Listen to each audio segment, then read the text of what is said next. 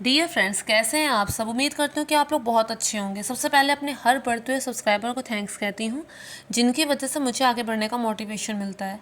Friends, अब मैं अपने वीडियो को आगे बढ़ाती हूँ। सोमवती अमावस्या व्रत कथा, जैसा कि हम सभी लोग जानते हैं, बल्कि जो लोग इसकी पूजा करते हैं वो लोग जानते हैं कि अमावस जो सोमवार के दिन पड़ती है उसे सोमवती अमावस्या कहते हैं, और जो शिवजी और माता पार्वती को समर्पित होती है। ये पूजा अखंड सौभाग्य के लिए की जाती है और इसकी एक प्राचीन कथा भी है। कहते हैं कि अगर किसी भी पूजा पाठ के हमें महत्व को पता हो तो उसे करने का उत्साह और भी ज़्यादा बढ़ जाता है। तो कई बार जिज्ञासा अच्छी चीज़ होती है कुछ भी जानने के लिए। हमने सुना होगा कि वो जो सुकरात थे उनमें जो सबसे बड़ी खूबी थी, जो कितने बड़े फिलोसफर थे, उनमें सबसे बड़ी खूबी क्या थी कि वो तब तक प्रश्न करते रहते थे जब तक उन्हें अपने सभी प्रश्नों का उत्तर नहीं मिल जाता। यही उनकी सबसे बड़ी खूबी थी। तो फ्रेंड्स, अब मैं अपनी कथा आगे बढ़ाती हूँ। बहुत पहले की बात है, एक राजा था, उसके 7 पुत्र थे और उसकी एक कन्या थी। राजा को अपनी कन्या से अत्यधिक स्नेह था।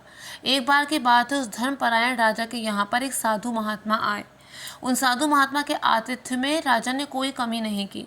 उसके बाद जब राजा की बहुओं ने उन साधु महात्मा के पैर छूकर उनसे आशीर्वाद लिया तो उन्होंने कहा, सबको अखंड सौभाग्यवती हो, सुहाग अचल बना रहे। लेकिन जब राजा की खुद की पुत्री उनसे आशीर्वाद लेने के लिए गई तो उन साधु महात्मा ने कहा, धर्मवती हो। उस कन्या ने सोचा कि भाभीियों को तो इतना अच्छा अच्छा आशीर्वाद मिला, लेकिन मुझे सिर्फ ऐसा ही क्यों कहा। राजा से उसने इस बारे में बात की। राजा ने उन साधु महात्मा से पूछा कि आपने मेरी बहुओं को तो इतना अच्छा अच्छा आशीर्वाद दिया, लेकिन मेरी पुत्री से सिर्फ ऐसा ही क्यों कहा। उन्होंने कहा कि सौभाग्य की रेखा इसके मस्तक पर नहीं है, और जो है ही नहीं उसका आशीर्वाद भला इसे कैसे दूं। इस पर राजा ने इसका निवारण पूछा तो उन्होंने बताया कि यहाँ से 7 समुद्र पार एक सोना धोबन रहती है। उसका बहुत बड़ा परिवार है। वो बहुत ही धर्मपरायण स्त्री है और वो बहुत ही पतिव्रता है। अगर आपकी बेटी 1 वर्ष तक छुपकर उनकी सेवा करे और वो वचनबद्ध होकर अपना सौभाग्य इसे दान में दे दे तो आपकी बेटी की किस्मत बदल सकती है। इस पर राजा ने अपने सभी पुत्रों को बुलाया और उनसे कहा कि कोई एक बहन के साथ चले जाओ, इन्हें अकेले इतनी दूर कैसे भेजा जाए। सभी पुत्रों ने मना कर दिया, लेकिन जो राजा का सबसे छोटा पुत्र था, जो अविवाहित था, उसने कहा कि बहन के साथ मैं जाऊंगा। और इस पर वो बहन के साथ गया। उस सोना धोबन के यहाँ पर दोनों भाई बहन रहने लगे। उसका परिवार बड़ा था और उसका घर भी बहुत बड़ा था। वो दोनों छुपकर उसके घर में रहने लगे और उसकी सेवा करने लगे। वो दोनों सुबह सबसे पहले उठ जाते और घर का सारा काम करते। फिर जब वो लोग सो जाते तब उसके बाद वो लोग देर रात तक जाकर घर का सारा काम करते, क्योंकि उसका परिवार इतना बड़ा था। तो परिवार इतना बड़ा था कि सबको लगता था कि किसी और बहू ने कर लिया होगा, लेकिन काम ये दोनों भाई बहन करते थे। जब 1 वर्ष का समय पूरा हो गया, उन्होंने 1 वर्ष तक जीत और सोना धोबन की खूब सेवा की। जब 1 वर्ष का समय पूरा हो गया तो अपने होने का एहसास कराने के लिए उन्होंने कुछ गड़बड़ें की। दाल में चीनी मिला दी, कपड़ों को गंदा कर दिया, फर्श को गंदा कर दिया, ताकि उनसे बुलाकर पूछा जाए कि ये सब किसने किया। सोना धोबन ने कहा कि ये सब आज क्या है, अभी तक तो इतना अच्छा खाना बनता था, सब कुछ इतना साफ सफाई से होता था, आज ये ऐसा क्यों है, इतने दिनों से कौन कर रहा था और अब किसने किया। इस पर उसके सभी बहुओं ने कहा कि हमने तो 1 वर्ष से कोई काम नहीं किया, हमें लगा कि इसने कर लिया। उसने कहा कि मुझे लगा कि इसने कर लिया। तो इस पर सोना धोबन को संदेह हुआ। उसने कहा कि आखिर वो कौन है जो 1 वर्ष तक छुपकर मेरी सेवा कर रहा था, वो मेरे सामने आया। मैं उस पर बहुत खुश हूँ और उसे मुझसे जो भी चाहिए अपने सामर्थ्य अनुसार मैं उसे वो सब दूंगी। इस पर वो दोनों भाई बहन उसके सामने आए और उन्होंने वचन लिया कि हम सेवा के बदले में जो हमें चाहिए वो आप हमें देंगी। वो वचनबद्ध हो गए। फिर उसके बाद उन्होंने अपना परिचय दिया कि वो राजा के पुत्र पुत्री हैं और यहाँ पर वो किस मनोरथ से आए हैं। जब ये सब सोना धोबन ने सुना तो उसने कहा कि ठीक है, तुम लोग जाकर विवाह तय करो, मैं तय दिन आ जाऊंगी और अपना सौभाग्य तुम्हें दान में दे दूंगी। इस पर वो दोनों भाई बहन खुशी खुशी वचन पाकर अपने घर को चले गए।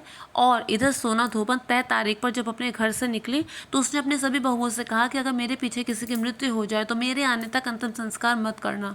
बहुओं ने कह दी, हामी भर दी। उसके बाद वो उस राजा के यहाँ पे गई और उसके बाद जब राजकुमारी का विवाह होने लगा तो उससे पूर्व उसने अपना सौभाग्य उसे दान में दिया, जिससे एक एक करके उसके परिवार में सबकी मृत्यु होने लगी। पहले उसके पति की, फिर उसके एक एक करके पुत्रों की मृत्यु होने लगी।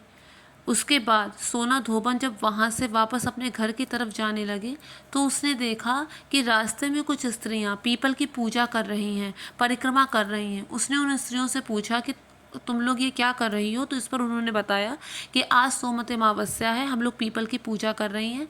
ये पूजा अखंड सौभाग्य के लिए की जाती है। सोना धोबन ने जो फल और मिठाई उसे विवाह में मिले थे उसी को पूजा में चढ़ा दिया।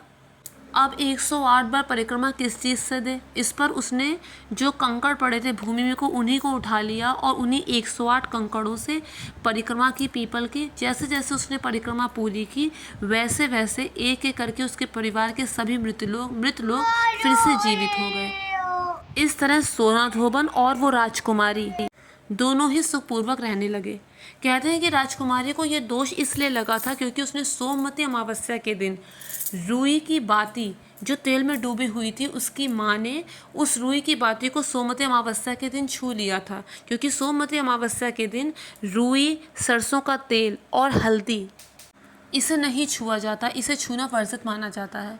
सोमवती अमावस्या की पूजा वैसे तो पीपल की पूजा करके होती है, पीपल की परिक्रमा करके होती है, लेकिन अगर किसी कारणवश आप पीपल तक नहीं पहुंच पा रहे हैं तो तुलसी की परिक्रमा करके भी ये पूजा की जा सकती है। साथ ही साथ इस दिन दान का भी अधिक महत्व है। तो जो भी दान का सामान अपने सामर्थ्य और श्रद्धा अनुसार निकाला जा सके उसे ज़रूर निकालना चाहिए और किसी निर्धन व्यक्ति को ज़रूर, निर्धन ब्राह्मण को ज़रूर देना चाहिए। इसके अलावा इस पूजा में सौभाग्य का सामान और सुहाग का सामान भी चढ़ता है, जैसे कि सिंदूर, आलता, चूड़ी, बिंदी, शीशा अपने सामर्थ्य और श्रद्धा अनुसार चढ़ाया जाता है। गौरजा रखकर इसकी पूजा की जाती है और पूजा के आखिर में सिंदूर गौरजा को चढ़ाकर सुहाग लिया जाता है। तो इस तरह से सोमवती अमावस्या की पूजा की जाती है। पीपल की परिक्रमा करते समय रील को भी पीपल के चारों तरफ लपेटा जाता है। तो फ्रेंड्स, मैं उम्मीद करती हूँ कि आपको मेरा ये वीडियो पसंद आएगा और इसी तरह के और वीडियोस को देखने के लिए और कुछ नई इन्फॉर्मेशंस को जानने के लिए आप लोग मेरे आगे आने वाले वीडियोस को ज़रूर देखिए। मेरा हर वीडियो यूनिक होगा और आपको ज़रूर पसंद आएगा। तो मेक श्योर मेरे चैनल को सब्सक्राइब, वीडियो को लाइक और शेयर ज़रूर कीजिएगा friends. Thank you so much.